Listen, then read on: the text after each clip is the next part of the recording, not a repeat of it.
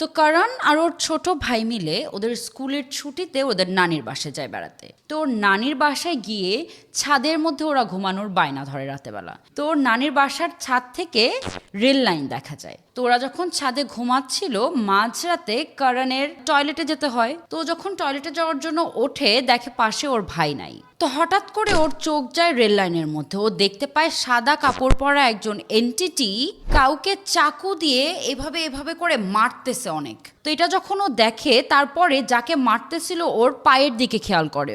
ওর পায়ের দিকে যখন চোখ যায় দেখে যে ওর ভাইয়ের পায়ে পরা যে জুতোগুলো ছিল সেম জুতোটা ওর পায়ে পরানো। এইটা দেখে তো ও ভয় পেয়ে যায় এবং সাথে সাথে ছাদ থেকে নেমে নিচে যাওয়া শুরু করে।